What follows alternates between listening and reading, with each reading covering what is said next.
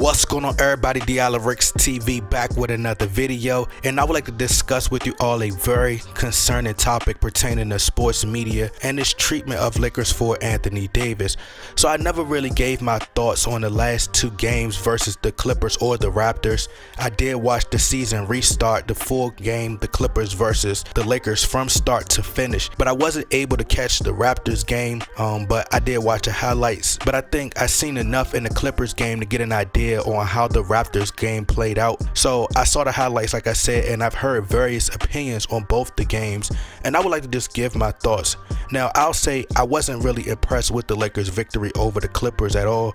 I mean, y'all know how I am, y'all know I'm very honest on this channel, and I'm pretty much straightforward. You've had media pundits and fans say, oh well, a victory is a victory and things like that. That could be true in some cases, but there were a lot of red flags and things that I've seen that I would like to highlight and dissect just watching the game. To me it seems that in order for the Lakers to defeat the Clippers or any top caliber team in the league, which is the Clippers, the Bucks, or any upper echelon top tier teams, I feel like the Lakers and the bench have to play perfect. They have to play perfect in order to defeat these teams. So if Anthony Davis and LeBron take care of business, now Alex Caruso, Dion Waiters, Danny Green, J.R. Smith, etc., they have to knock down shots and play defense. See, that's the issue. These guys are very streaky. Opposed to the Clippers, you know that Lou Williams is going to be consistent and he's going to get into a rhythm, whether that's getting to the free throw line by just drawing knick-knack calls, by drawing fouls and, and just watching the basket get bigger and bigger from the free throw line. And remember, because you got to remember, Lou Williams used to play for us. He used to play for the Lakers, and a lot of you LeBron bandwagon fans, y'all probably like, Lou Williams played for the Lakers? Yes, he did. It's diehard Laker fans over here. But the Clippers, they have a third go-to scoring threat coming off the bench. Who is that on the Lakers? The only way I think the Lakers can neutralize that is by putting a big guard on Lou Williams. Of course, he didn't play, but I'm just saying for future references. We'll have to put a big guard on Lou to force the ball out of his hands like Golden State did in the playoffs. I think it was last year. But Marcus Morris, who is someone I said the Lakers should have traded for, to me, is better than his brother Marquise Morris, which is something that I stated before as well.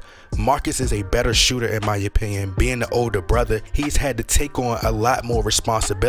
He's more aggressive and he's much more physical, and once he's put in his proper spots and when he's used correctly, like how Brad Stevens used him, I think the Clippers will get better production out of him.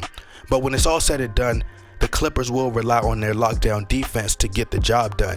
And I know it's one loss versus the Raptors, but even our wins, what I've been saying from the beginning, will show in all of our games from here till the to the start of the playoffs. I've said that I thought that we needed to improve and get a better wing defender at the deadline. Then you heard Chris Broussard repeat my same sentiment today on Skip and Shannon's show. Now, patience is a virtue, and I said that the Lakers should have stood with Avery Bradley.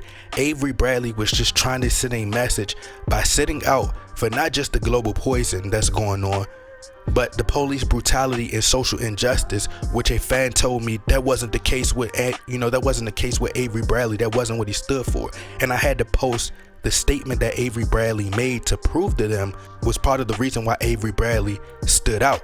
We should have stood, the Lakers team as a whole should have stood with Avery Bradley, but it was hidden by the media and it was ignored by the media. Why? Because it would have made LeBron James look foolish. It would have looked foolish on his part for standing with Colin Kaepernick, but not standing with his own teammate Avery Bradley. But Avery Bradley specialized in defense. He picks players up from one end to the other. And that's another issue with today's game. Fans don't understand the roles that players play on teams. Not everyone is a star. But versus the Clippers, all of their players had 4 to 5 fouls, from Paul George to Kawhi Leonard, Patrick Beverley, Joakim Noah. I mean, the entire team was in foul trouble. I like competitive basketball, which I'll admit, it did get competitive towards the very end. But like I said, we will have to play perfect and get those calls every time in a 7-game series in order to win every time in the playoffs. The viewers are not going to accept all those fouls. And everything that I've been pointing out this season, you're starting to see it come to fruition. Once again, it's all coming to fruition. Now, I'll admit Kyle Kuzma has played really well, but he's inconsistent.